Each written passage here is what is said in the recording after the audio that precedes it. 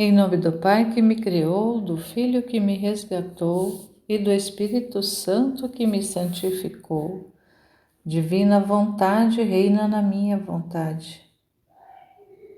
Ó minha mãe, eu te amo e tu me amas. Dá-me um gole da divina vontade para minha alma.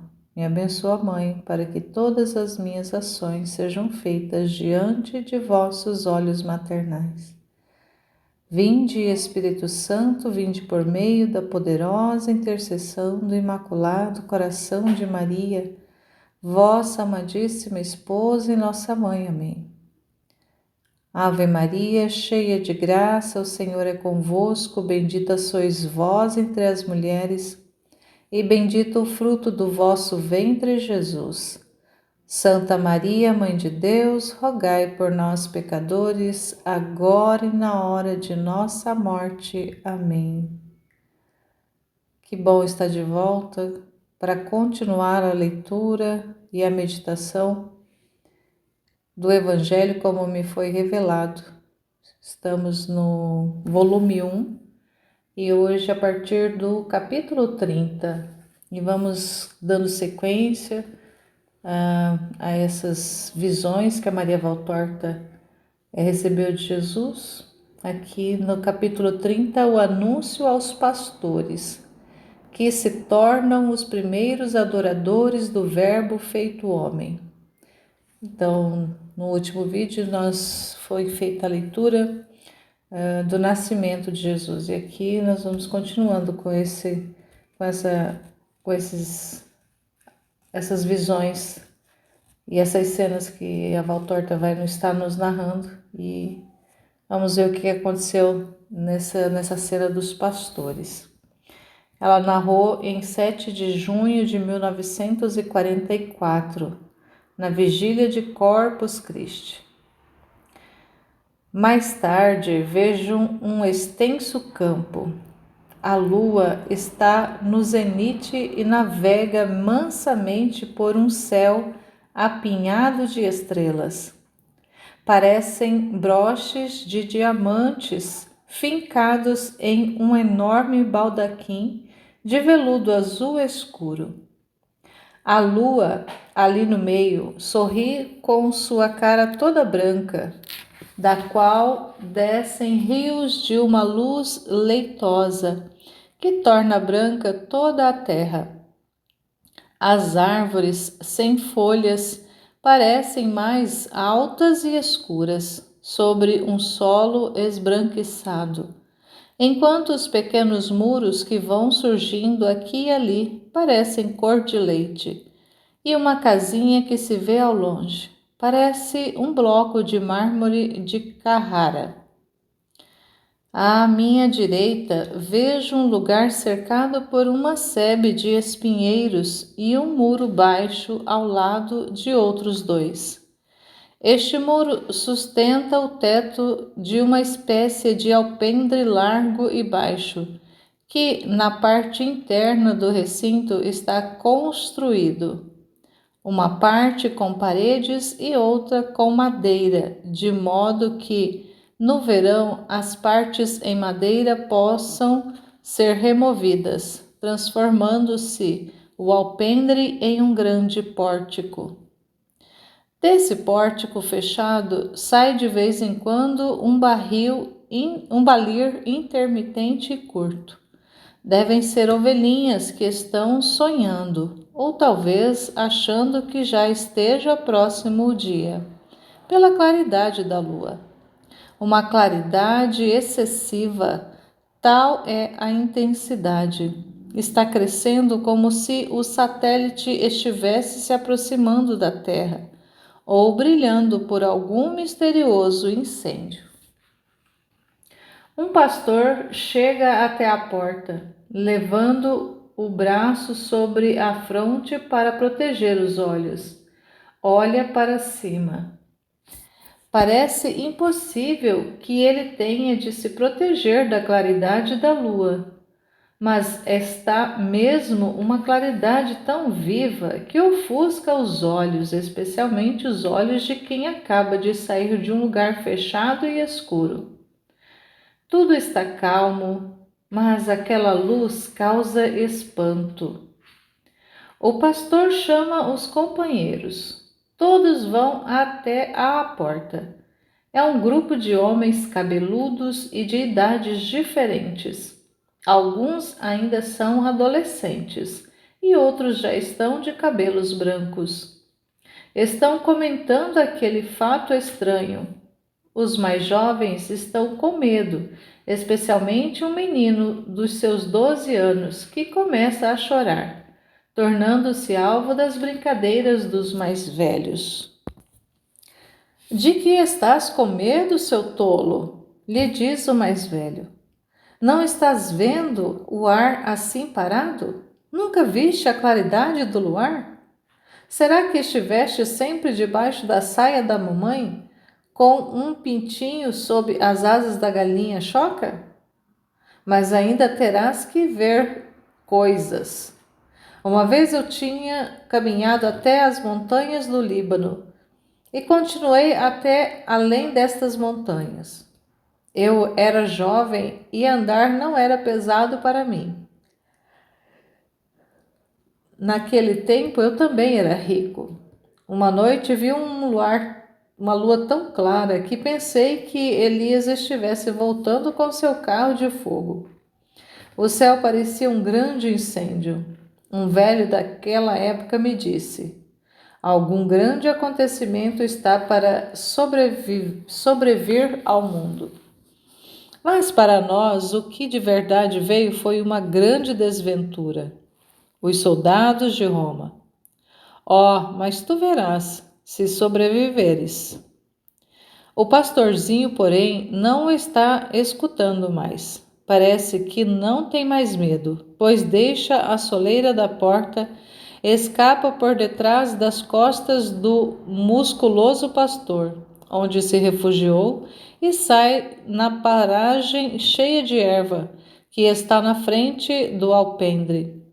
Olha para o alto e vai caminhando como sonâmbulo ou hipnotizado por algum que o atrai fortemente. Chegando a um certo ponto, ele grita: "Oh!"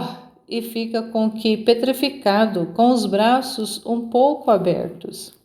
Os outros olham-se assombrados. Mas que é que tem aquele tolo? Diz um deles. Amanhã eu o mando embora, de volta para sua mãe. Não quero doidos para guardar as ovelhas, diz outro. E o velho que falou há pouco diz: vamos ver antes de julgar. Chamai também os outros que estão dormindo e pegai os bastões, que não seja alguma fera ruim ou malandros. Eles entram, chamando os outros pastores, e saem com tochas e bastões. Chega até onde está o menino. Lá, lá, ele murmura sorrindo. Por cima da árvore, olhai aquela luz que está vindo. Parece que ela vem caminhando sob o raio da lua.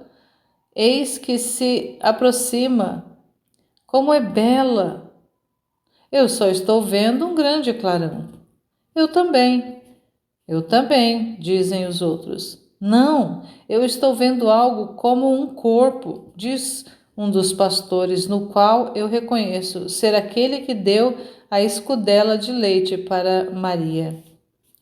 É um anjo, grita o menino. Eis que ele vem descendo e chegando para perto. Ajoelhemo-nos diante do anjo de Deus. Oh, longo e cheio de respeito se levanta do grupo de pastores que, prostrando-se com o rosto por terra, parecem estar tanto mais esmagados por aquela aparição fulgente quanto mais velhos são. Os jovens estão de joelhos, mas estão olhando para o anjo, que se aproxima cada vez mais. E finalmente paira suspenso no ar, agitando suas grandes asas, candura de pérola, na alvura do luar que o circunda, acima do muro do recinto. Não temais, não vos trago desventura. Eu vos anuncio uma grande alegria para o povo de Israel e para todo o povo da terra. A voz do anjo é como uma harmonia de harpa que acompanha o canto dos rouxinóis. Hoje, na cidade de Davi, nasceu o Salvador. Ao dizer isso, o anjo abre ainda mais as asas grandes e as move como se tivesse sentido um sobressalto de alegria. E nesse momento, uma chuva de centelha de ouro e de pedras preciosas parecem sair dele. Um verdadeiro arco-íris, um arco de triunfo que se forma sobre as pastagens. O Salvador, que é Cristo. O anjo cintila com redobrada luz. Suas duas asas agora paradas e estendidas, com as pontas viradas para o céu, como duas velas imóveis sobre a safira do mar. Parecem duas chamas que sobem ardendo. Cristo, o Senhor. O anjo recolhe as suas duas fúlgidas asas e se veste com elas, como se fossem um sobreveste de diamante sobre uma veste de pérola. Inclina-se como quem está adorando, com os braços cruzados sobre o coração e o rosto, que aí desaparece, porque está inclinado sobre o peito e sob a sombra das pontas das asas que o anjo agora dobrou. Não se vê mais que uma alongada forma luminosa, imóvel pelo espaço de tempo de uma glória. Mas ele se move de novo, reabre as asas, levanta o rosto, ao qual a luz se funde com um sorriso paradisíaco e diz: Vós o reconhecereis, porque estes sinais em uma pobre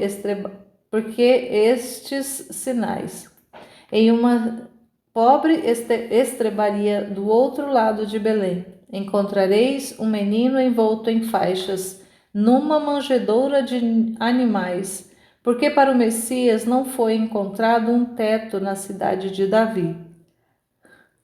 Ao dizer isso, o anjo ficou sério, ou melhor, ficou triste. Mas dos céus vieram muitíssimos outros anjos semelhantes àquele primeiro, como por uma escada de anjos que descem exultantes e superando a luz da lua com o seu esplendor de paraíso. Eles se reúnem ao redor do anjo anunciador, com grande agitar de asas e o intenso exalar de perfumes, com um arpejar de notas, nas quais todas as vozes mais belas da criação encontram uma recordação, mas elevado à perfeição, quanto à pureza e à beleza do som. Se a pintura é um esforço da matéria para se transformar em luz, aqui a melodia é um esforço da música para fazer brilhar aos homens a beleza de Deus. Ouvir esta melodia é conhecer o paraíso, onde tudo é harmonia, do amor que se desprende de Deus, alegrando os bem-aventurados que, por sua vez, se dirigem a Deus dizendo: Nós te amamos.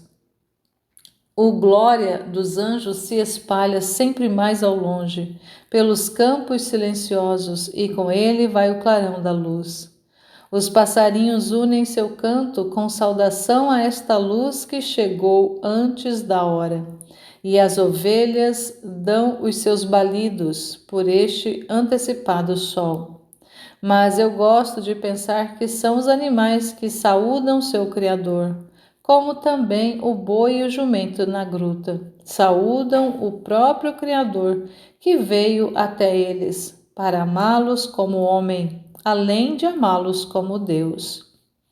O canto vai diminuindo e a luz também, enquanto os anjos vão subindo de volta para os céus.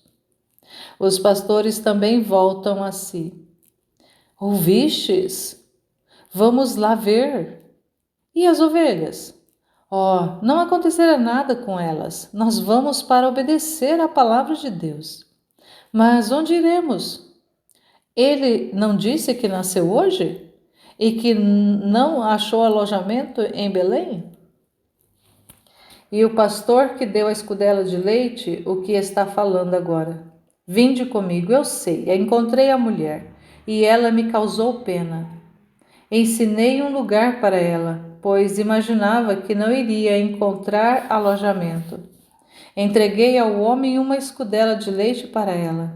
É tão jovem e bela, deve ser boa como o anjo que nos falou. Vinde, vinde, vamos apanhar leite, queijos, cordeiro e peles curtidas. Eles devem ser muito pobres. E que frio que está passando aquele cujo nome não posso pronunciar. E pensar que eu falei à mãe como a uma pobre esposa. Vão então até o alpendre, saindo de lá pouco depois. Um deles com pequenas botijas de leite, outro com cestinhas de esparto trançados, contendo queijinhos redondos, outros com cestos nos quais se encontram um cordeiro balindo e peles de ovelha curtidas. Eu levo uma ovelha. Há um mês que ela deu cria. O leite dela está bom. Ela lhes poderá ser útil e se a mulher não tiver leite, pois me parecia uma menina tão branca. É um rosto de jasmim, à luz da lua, diz o pastor da escudela. É ele que vai guiando os outros. Saem todos à luz da lua e das tochas, depois de terem fechado o alpendre e o recinto. Vão pelas trilhas campestres, por entre sebes de espinheiros que estão sem folhas, por ser inverno. Dão a volta por detrás de Belém, chegam à estrebaria, indo pelo lado oposto que foi Maria, de modo a não passarem diante das estrebarias mais bonitas, sendo esta a primeira que encontram. Aproximam-se da abertura. Entra, eu não tenho coragem. Entra tu. Não. Olha lá dentro, pelo menos. Tu, Levi, que vistes o anjo primeiramente, sinal que és melhor que nós. Olha. Na verdade, antes disseram que ele era doido, mas agora convém que ele tenha a coragem que eles não têm. O menino vacila, mas depois se decide. Aproxima-se da abertura, afasta um pouco o manto, olha e fica extasiado. Que é que estás vendo? Pergunta-lhe ansioso em voz baixa. Vejo uma mulher jovem e bela e um homem curvado sobre uma manjedoura. E ouço chorar um menino pequeno, e a mulher lhe fala com uma voz. Oh, que voz! Que está ela dizendo? Ela está dizendo assim: Jesus pequenino, Jesus amor da tua mamãe, não chores, meu filhinho. Ela diz ainda: oh, se eu pudesse dizer-te, toma o leite, meu pequenino, mas ainda não o tenho. Ela diz: tenho tanto frio, meu amor, e o feno te tá espinhando. Que dor para a tua mamãe ouvir-te chorando assim e não poder dar-te conforto. Ela está dizendo: dorme, minha alma. Parte-me o coração ao ouvir chorar e ao ver-te derramar lágrimas. E o beija e o aquece certamente nos pezinhos com suas mãos, pois ela está inclinada com as mãos para dentro da manjedoura. Chama, faça com que te ouçam. Eu não. Chama tu, que até aqui nos conduzistes e que a conheceis. O pastor abre a boca e se limita a dar um gemido. José se vira e vai à porta. Quem sois vós? Somos pastores. Viemos trazer-vos alimento e lã. Viemos adorar o Salvador. Entrai. Eles entram e a estrebaria se torna mais clara por causa da luz das tochas. Os velhos empurram os novos à sua frente. Maria se vira e sorri.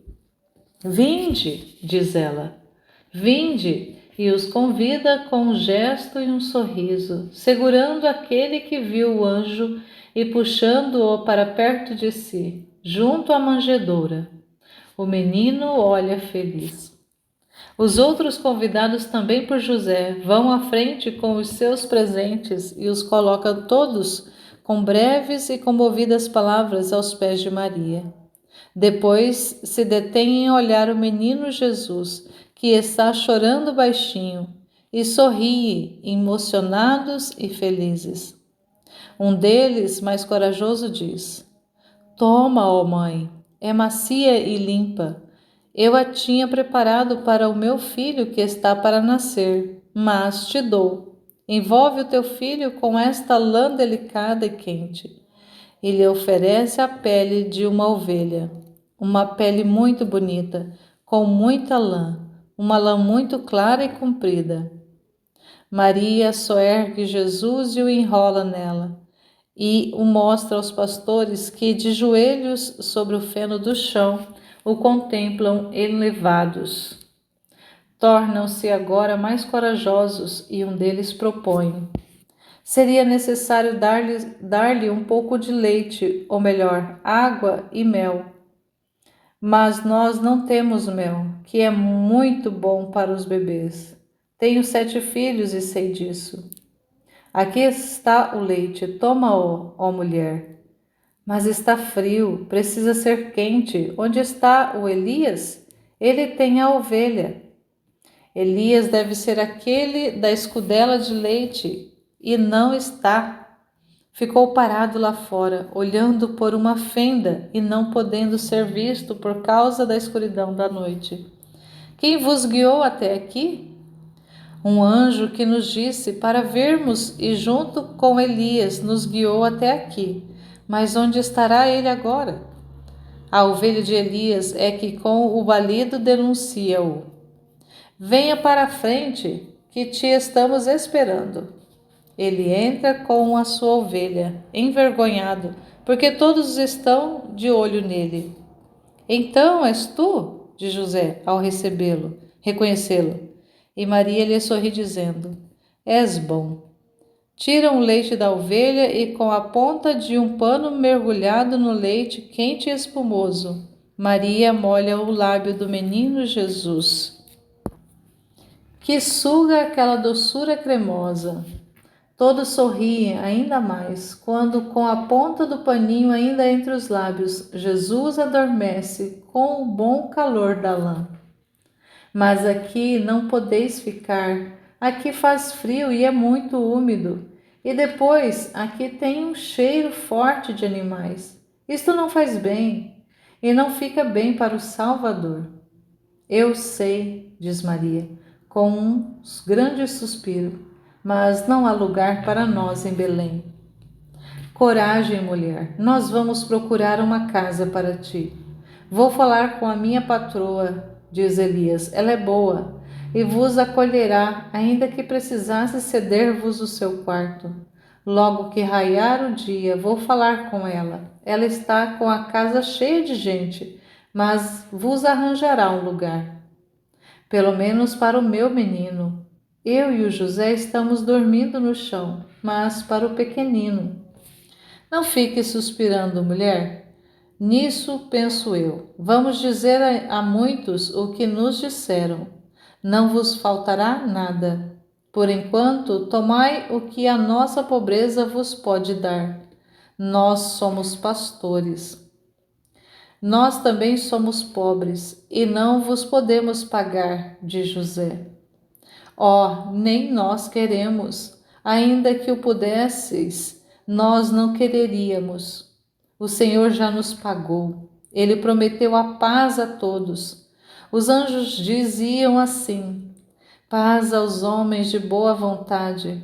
Mas a nós Ele já nos deu porque o anjo disse que este menino é o Salvador, que é Cristo o Senhor.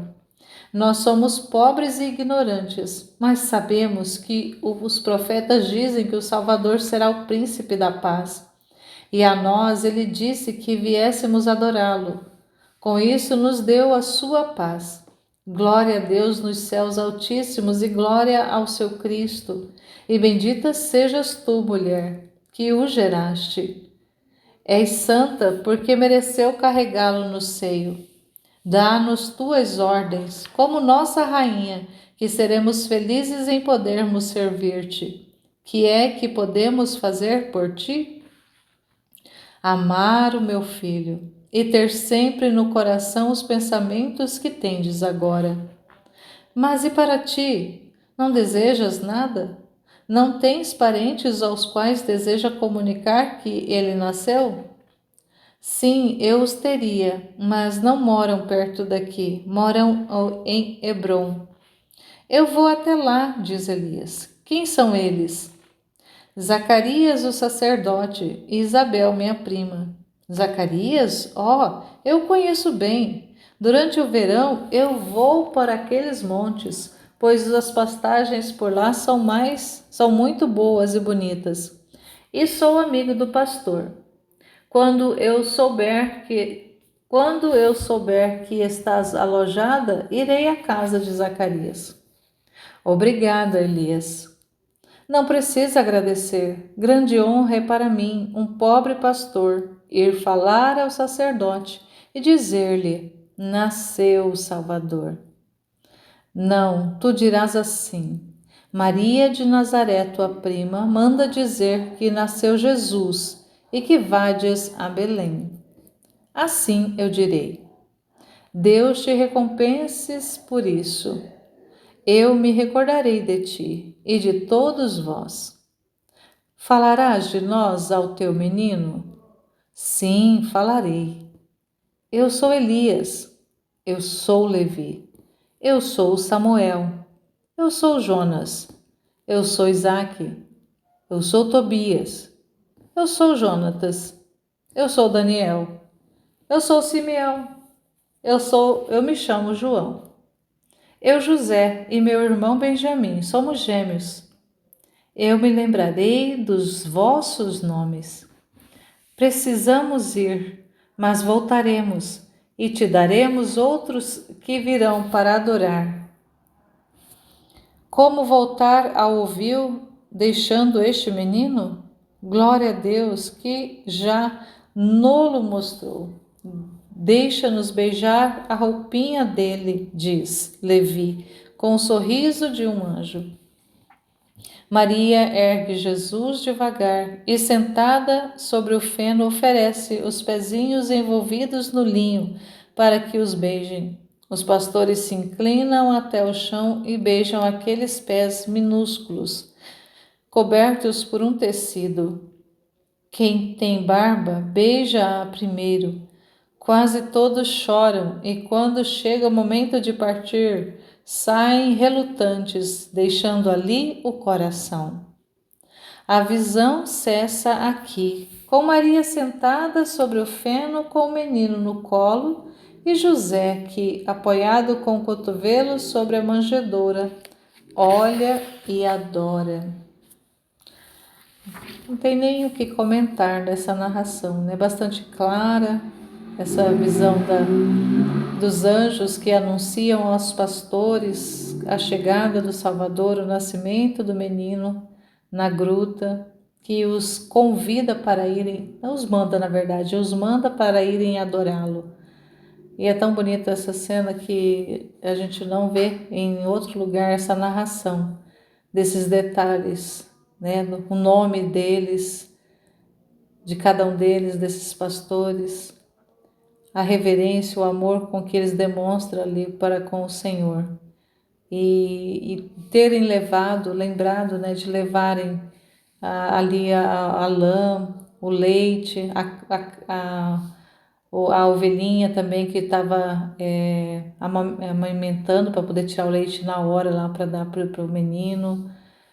o queijo, né, os alimentos que eles levam, mas assim, a presença, o carinho deles, a disposição, porque eles saíram de um lado e para o outro lado da cidade e acreditaram na voz, na mensagem do anjo, acreditaram que era uma mensagem do céu e foram lá conferir e puderam fazer essa experiência. Os primeiros seres humanos, depois de José e de Maria, a verem o Salvador e a adorá-lo, a se prostrarem diante dele. Então, eles foram muito bem-aventurados, esses pastores que foram esses mais simples e pobres que estiveram diante do rei, diante do mestre, diante de Deus, criança, adorando, contemplando e fazendo parte desse momento histórico, mas um momento sublime da vida de cada um deles. Que louvado seja Deus por esses pastores,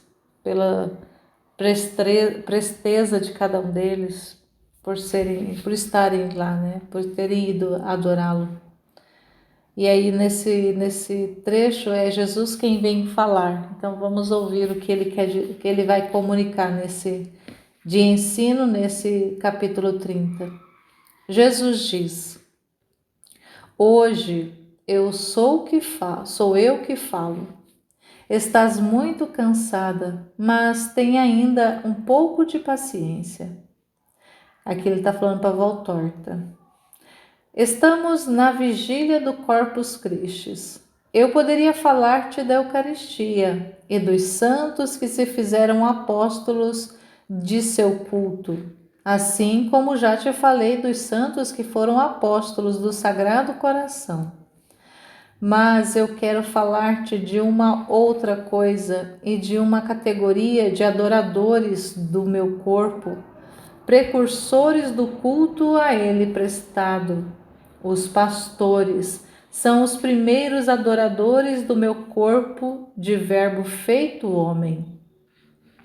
Uma vez eu te disse isto, que é dito também pela minha igreja. Os santos inocentes são os proto-mártires de Cristo. Agora te digo que os pastores são os primeiros adoradores do corpo de Deus. Neles se encontram todos os requisitos exigidos para vos tornardes adoradores do meu corpo, ó almas eucarísticas. Fé firme. Eles creem pronta e cegamente no anjo. Generosidade. Eles dão a toda a sua riqueza ao Senhor. Humildade.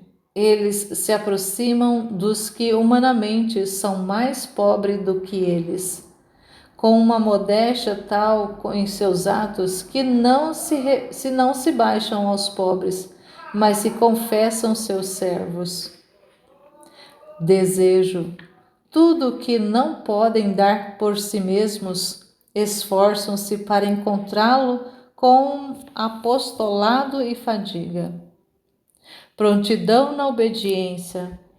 Maria deseja que Zacarias seja avisado e Elias vai sem demora, sem pedir nenhum prazo. Amor. Enfim, eles não sabem como afastar-se e tu dizes, deixam ali o coração. E dizes bem. Não seria necessário fazer assim também com o meu sacramento? Uma outra coisa, e essa é toda para ti. Observa bem, a quem o anjo primeiro se revela? A quem merece ouvir as efusões de Maria? O menino Levi. A quem tem alma de criança, Deus se mostra e a seus mistérios, permitindo-lhe ouvir as palavras divinas e as palavras de Maria. Quem tem alma de criança tem também a santa coragem de Levi para dizer: deixa-me beijar o vestidinho de Jesus. Isto ele diz a Maria, porque é sempre Maria que vos dá Jesus. Ela é a portadora da Eucaristia. Ela é a píxide viva. Quem vai a Maria me encontra. Quem me pede a ela recebe. O sorriso de minha mãe, quando uma criatura lhe diz: dá-me o teu Jesus para que eu o ame, faz que os céus mudem de cor em um mais vivo esplendor de alegria, pois tal é a altura do grau da sua felicidade. Diz-lhe, pois, deixa-me beijar a veste de Jesus, deixa-me beijar as suas chagas. Procura ter coragem para dizer ainda mais que isso. Diz assim: deixe-me repousar a cabeça sobre o coração do teu Jesus, para que isso me faça feliz. Vem e repousa, como Jesus no berço, entre Jesus e Maria. Jesus, em poucas palavras aqui, ele dá um ensino maravilhoso, precioso a respeito dessas características dos primeiros adoradores que foram os pastores. Ele fala que uma fé firme, generosidade, humildade, desejo, prontidão na obediência, amor, são características de simplicidade, de humildade, são características de pessoas que são despojadas, desapegadas, e os pastores demonstraram esse aspecto de desapego e de generosidade. Eles foram generosos dentro das limitações e das possibilidades deles, e por isso eles mereceram serem esses primeiros que viram o Salvador, esses primeiros adoradores que foram visitar e levaram seus presentes. Que coisa maravilhosa! E aqui o Senhor ainda vem falando aqui da pureza, falando de Levi, que era um menino, de 12 anos lá, falando dessa simplicidade de Levi, essa coragem que ele teve, de se apresentar e pedir para adorar Jesus, para beijar o manto. Ele nem pediu para tocar no menino, pediu para beijar o manto. E foi essa alma simples, essa alma de criança que ele fala que nós precisamos ter e sempre nos dirigirmos a Maria. E olha que lindo que Jesus fala, Quem vai a Maria me encontra, quem me pede a ela recebe. Então aqui Jesus mesmo falando isso, nos ensinando como nos aproximar melhor dele, pedindo para a mãe, se aproximando da mãe, porque é Maria que nos dá Jesus. Foi ela quem nos trouxe Jesus.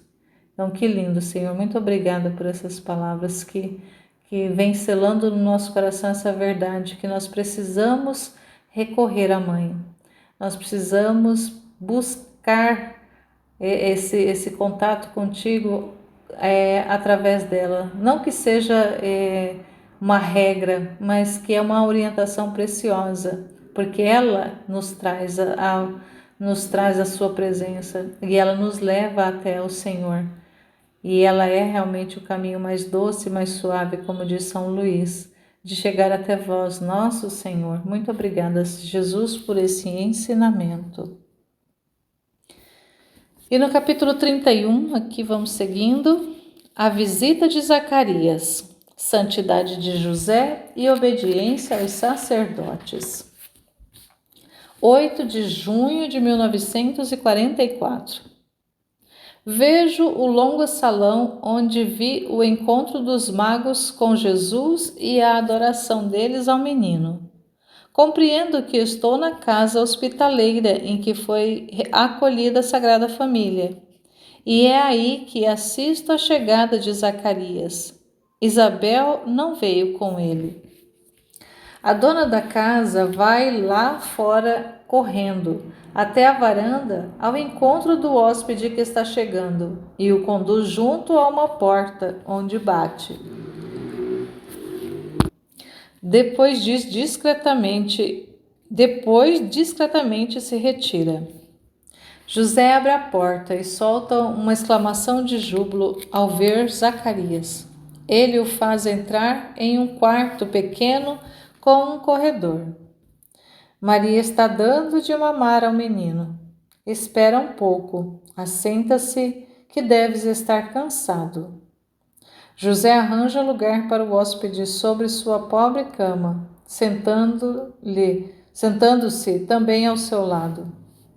Ouço que José lhe pergunta sobre o pequeno João. Zacarias lhe responde: está crescendo, viçoso como um potrinho, mas agora sofre um pouco por causa dos dentes. Por isso não quisemos trazê-lo. Está fazendo muito frio. Isabel também não veio por este motivo. Ela não podia deixar o menino sem leite. Ficou muito triste, mas está tão forte a estação. Muito forte de fato, respondeu José. O homem que me mandaste dizer-me que estavas sem casa quando o menino nasceu. Sabe-se lá quantos teríeis sofrido. Sim, é bem verdade, mas o nosso medo era maior do que o incômodo. Tínhamos medo que prejudicasse o menino. Nos primeiros dias tivemos que ficar sem casa, mas não faltou nada para nós, porque os pastores levavam a boa nova aos habitantes de Belém, e foram muitos os seus presentes. Mas faltava uma casa, faltava um aposento mais resguardado, uma cama. Jesus chorava tanto, especialmente à noite, por causa do vento que entrava por toda parte. Eu fazia um pouco de fogo, pouco porque a fumaça fazia o menino tossir e o frio continuava. Dois animais esquentam pouco, especialmente lá onde o ar frio entra por todos os buracos. Faltava água quente para lavar o menino, faltava roupa seca para trocá-lo. Oh, ele sofreu muito. E Maria sofria ao vê-lo sofrer. Se eu sofria, podes imaginar, sua mãe, ela lhe dava leite e lágrimas, leite e amor. Agora aqui estamos melhor. Eu tinha preparado um berço muito cômodo e Maria o tinha completado com um colchãozinho bem macio, mas ficou em Nazaré. Ah, se ele tivesse nascido lá, teria sido diferente. Mas o Cristo devia nascer em Belém. Foi profetizado. Maria, que ouvira aquelas vozes, entra. Está toda vestida de lã branca. Tirou o vestido escuro que usava na viagem e na gruta, e está toda branca em suas vestes, como tenho visto outras vezes. Não tem nada sobre a cabeça, e os braços têm Jesus que está dormindo, saciado de leite, envolvido em suas cândidas faixas. Zacarias se levanta, reverente, e se inclina com veneração. Depois se aproxima e olha para Jesus com os sinais do maior respeito. Está encurvado, não tanto para vê-lo melhor, quanto para render-lhe homenagem.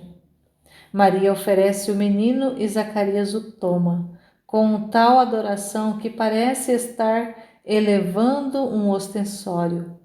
É de fato hóstia aquela que ele tem em seus braços, a hóstia já oferecida, a que será consumida, depois de ter se dado aos homens, como alimento de amor e de redenção. Zacarias devolve Jesus a Maria. Todos se assentam, e Zacarias repete a Maria o motivo pelo qual Isabel não veio, e a pena que ela sentiu por isso. Ela tinha preparado nestes meses alguns tecidos para o teu bendito filho. Eu os trouxe para ti. Estão no carro, lá embaixo. Ele se levanta e vai lá fora, voltando com um pacote grande e outro menor. Tanto do pacote grande que José apanhou de suas mãos, como do outro. Ele vai tirando logo os seus presentes. Uma macia colcha de lã, tecida à mão, alguns linhos e vestidinhos. De outro pacote vai tirando mel, uma farinha muito branca, manteiga e maçãs para Maria. Pães amassados e cozidos por Isabel, e muitas outras pequenas coisas que falam do afeto materno da prima para com a jovem mãe. Dirás a Isabel que lhe sou grata, e a ti também agradeço. Eu teria muita alegria em vê-la, mas compreendo suas razões. Também gostaria de rever o pequeno João. Mas o vereis na primavera, viremos encontrar-vos. Nazaré é muito longe de José. Nazaré? Mas vós deveis permanecer aqui. O Messias deve crescer em Belém. É a cidade de Davi. O Altíssimo conduziu por meio da vontade de César para vir nascer na terra de Davi, a terra santa da Judéia. Por que então levá-lo para Nazaré? Vós sabeis como os nazarenos são mal vistos pelos judeus. Amanhã este menino deverá ser o salvador do seu povo. E não fica bem que a cidade capital despreze seu rei, só porque ele veio de uma terra que eles desprezam. Vós sabeis tanto quanto eu que é caviloso o sinédrio e como são orgulhosos as 3 castas principais.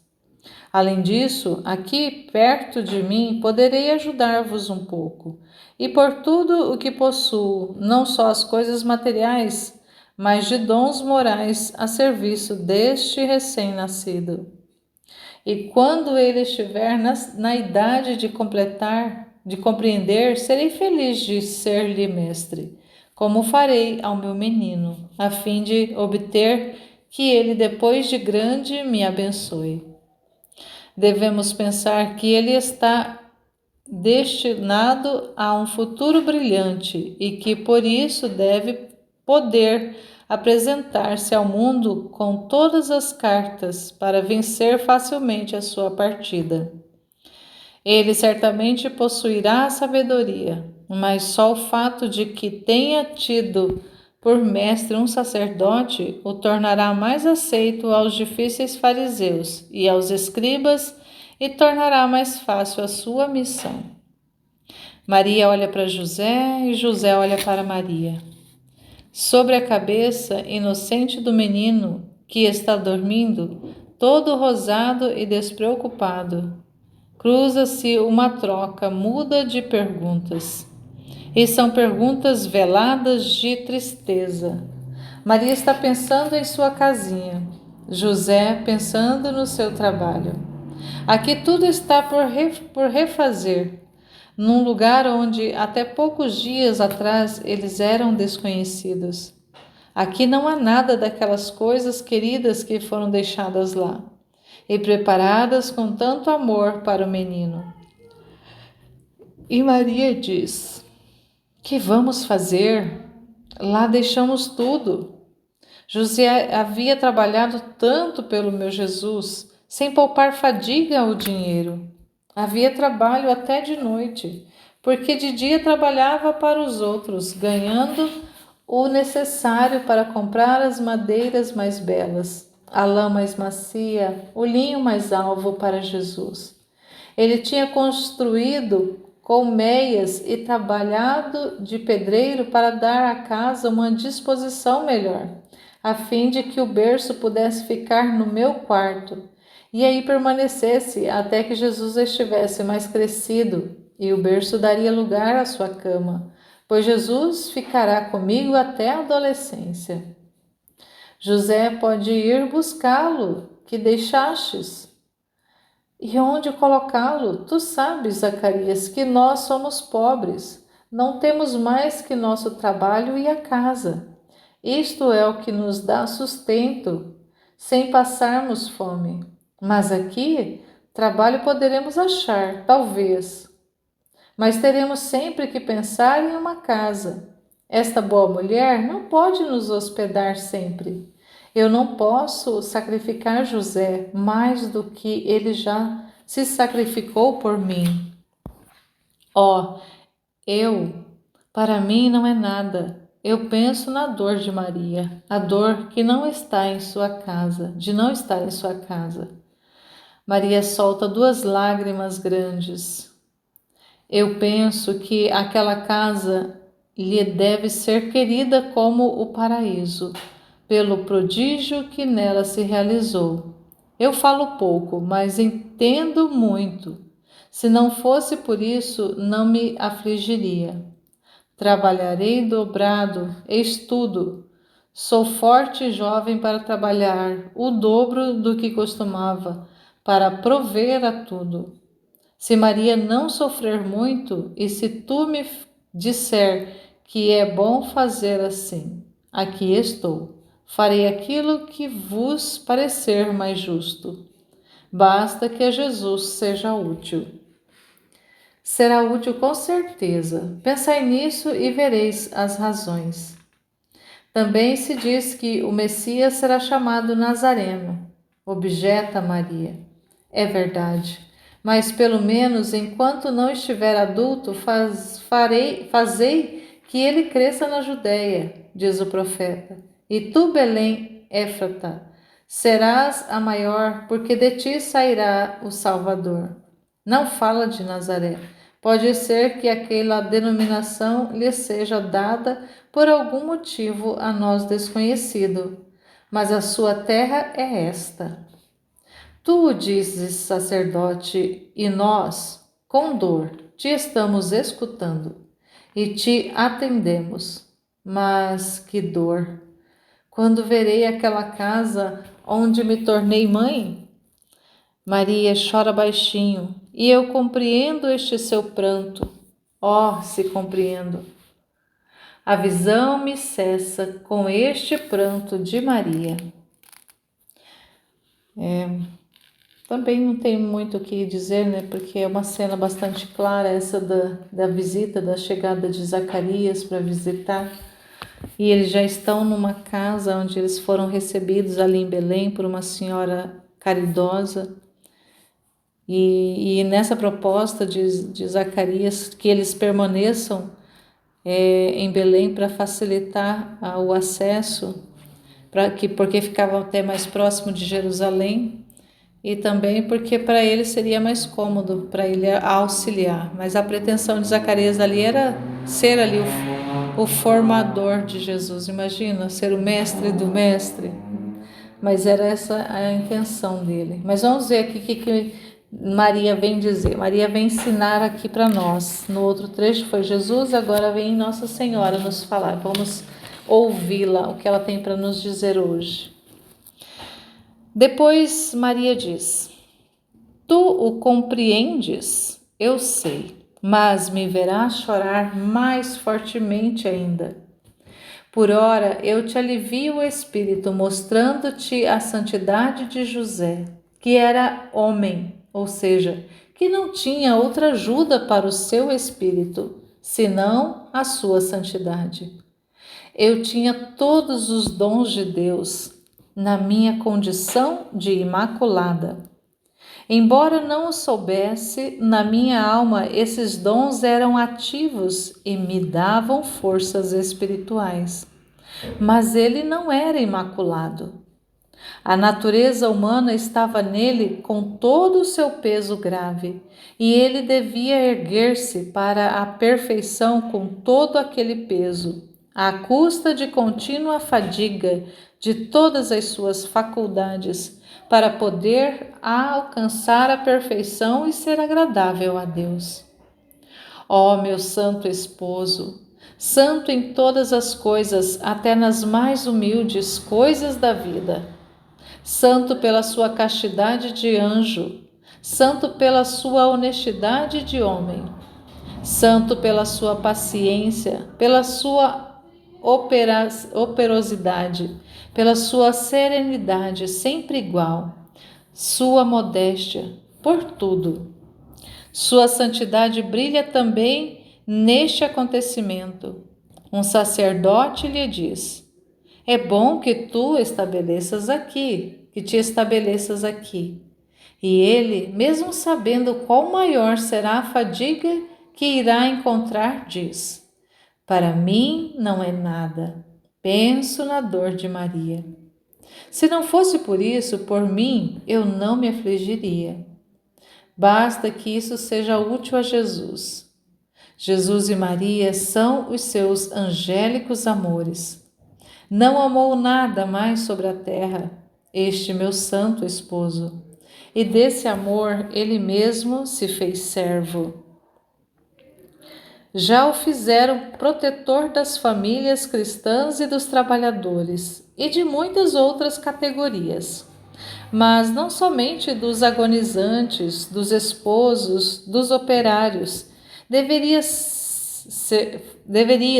fazê-lo protetor, também dos consagrados. Qual entre os consagrados da terra a serviço de Deus, seja ele qual for, se terá consagrado assim a serviço de Deus, aceitando tudo, renunciando a tudo, suportando tudo, cumprindo tudo prontamente, com o espírito alegre, com um humor constante, como ele fez? Não, não há. Eu te faço observar uma outra coisa, ou melhor, duas. Zacarias é um sacerdote, José não é. Mas observa bem como aquele que não é sacerdote tem o Espírito no céu, mas que o próprio sacerdote Zacarias pensa humanamente, interpretando assim as Escrituras, porque não é a primeira vez que faz isso, e se faz guiar pelo bom senso humano. Por isso, ele foi castigado. Aqui ele está tendo uma recaída, ainda que menos grave. Ele havia dito sobre o nascimento de João: como vai poder acontecer isso se eu já sou velho e minha mulher estéril? Agora ele está dizendo: para tornar mais fácil a sua missão, o Cristo deve crescer aqui. E com aquela pequena raiz de orgulho que persiste até nos melhores, pensa em poder ser útil, ele, a Jesus. Não útil como quer ser José, servindo-o, mas útil fazendo-se mestre dele. Deus o perdoou pela sua boa intenção, mas tinha por acaso o mestre necessidade de ter mestre? Eu procurei fazê-lo ver a luz nas profecias, mas ele se julgava mais douto do que eu e usava esse seu julgamento a seu modo. Eu teria podido insistir em vencer, mas... E aqui está a segunda observação que desejo que faças. Eu respeitei o sacerdote pela sua dignidade e não pelo seu poder. O sacerdote é, geralmente, sempre iluminado por Deus. Disse geralmente porque ele deve ser um verdadeiro sacerdote. Não é a veste que consagra, é a alma. Para se julgar se alguém é verdadeiro sacerdote, é necessário julgar o que sai de sua alma.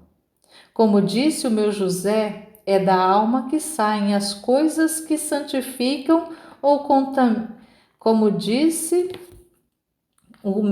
disse meu Jesus, é da alma que saem as coisas que santificam ou contaminam, aquelas coisas que informam todo o modo de agir de um indivíduo.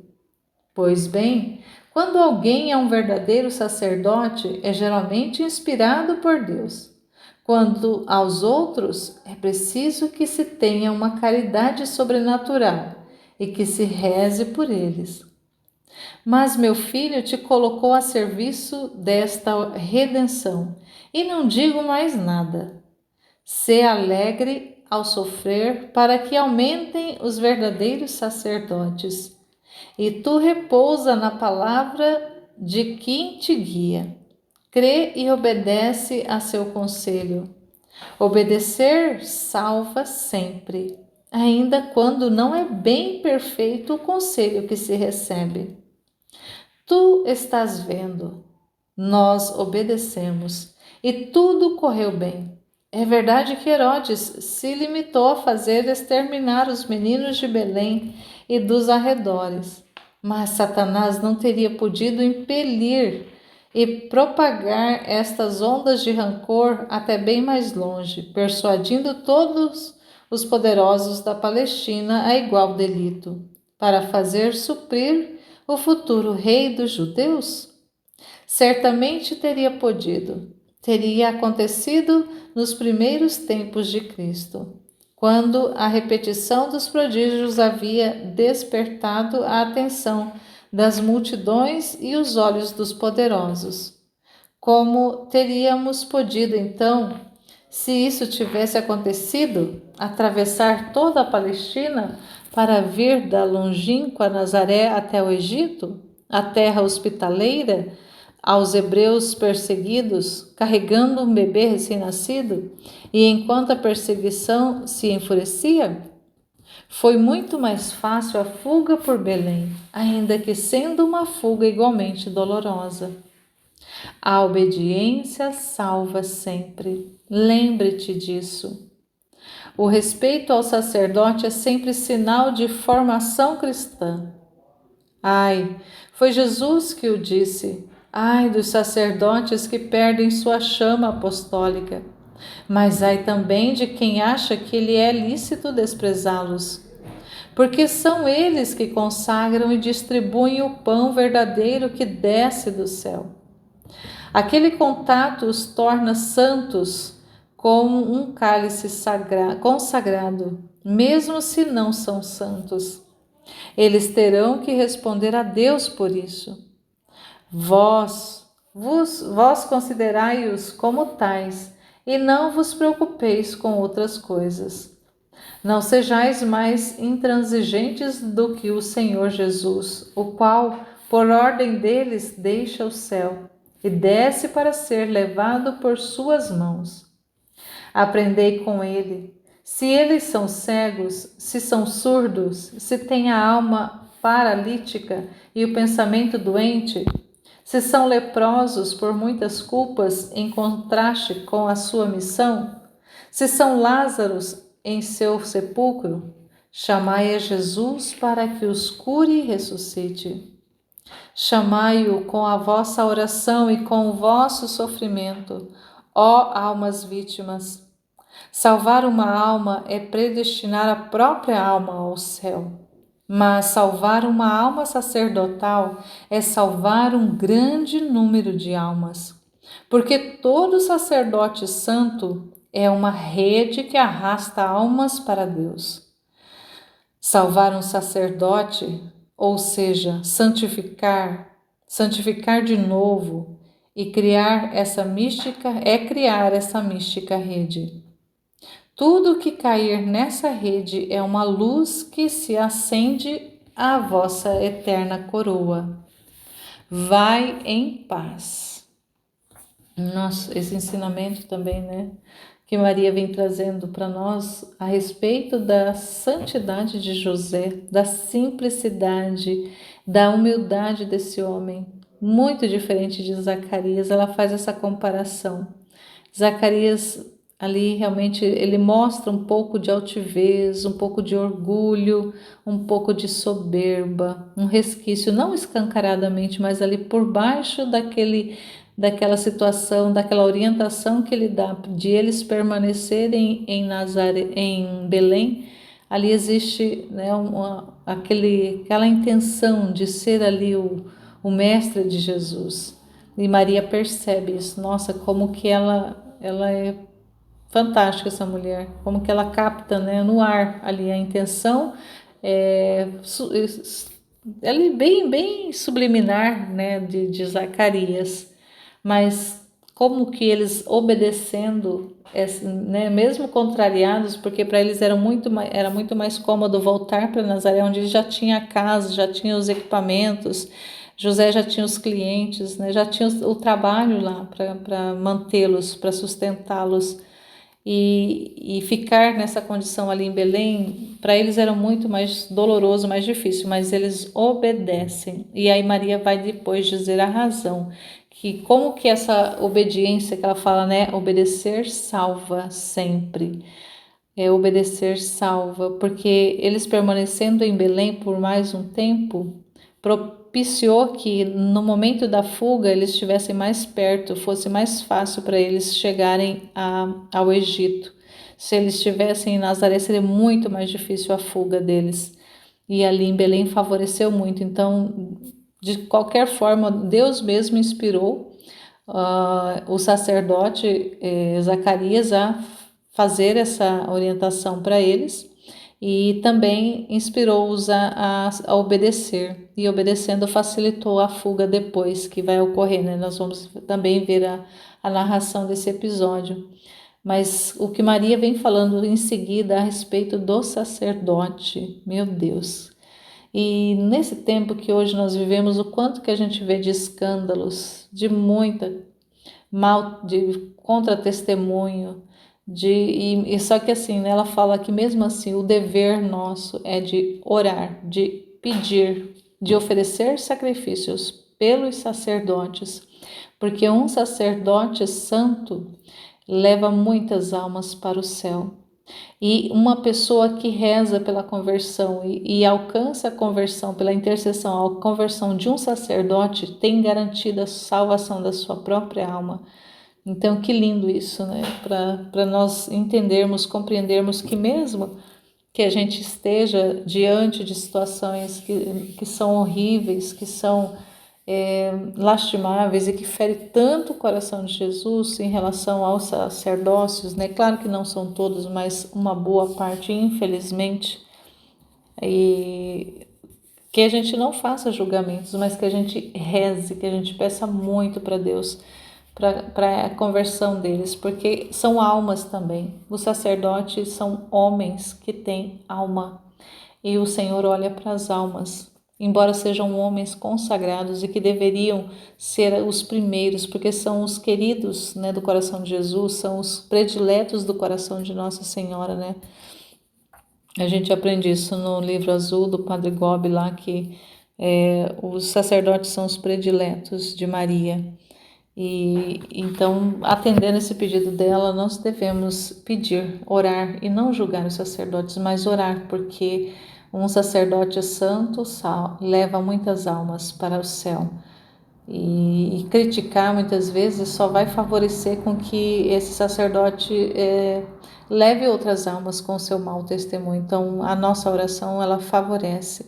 Então, que nós entendamos a importância de orar pelos sacerdotes, né, ali representado nessa figura de Zacarias, mesmo com os defeitos, mesmo com as limitações, mas como ela diz ali, né, se independente da santidade ou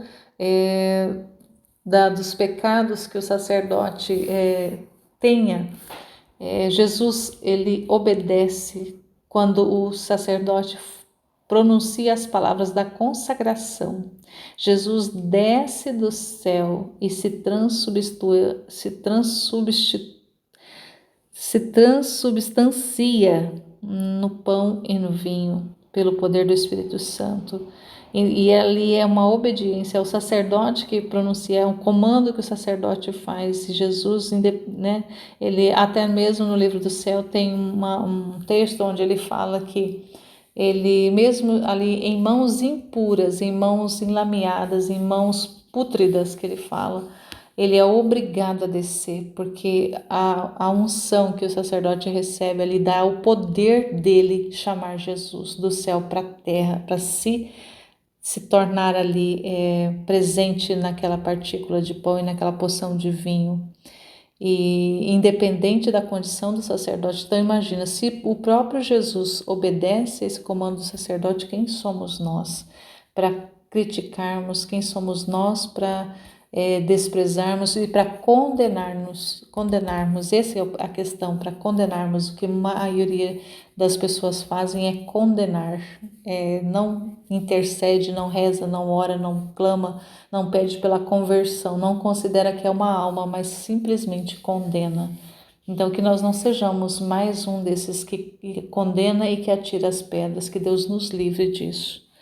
E a gente encerra hoje, para não ficar tão longo, né? Já está passando de 1 hora o vídeo, mas encerra aqui esses 2 capítulos e continuamos depois no próximo, que será o 32. Louvado seja o nome de Jesus Cristo e de sua Mãe Maria Santíssima, para sempre seja louvado. Em nome do Pai, e do Filho e do Espírito Santo. Amém.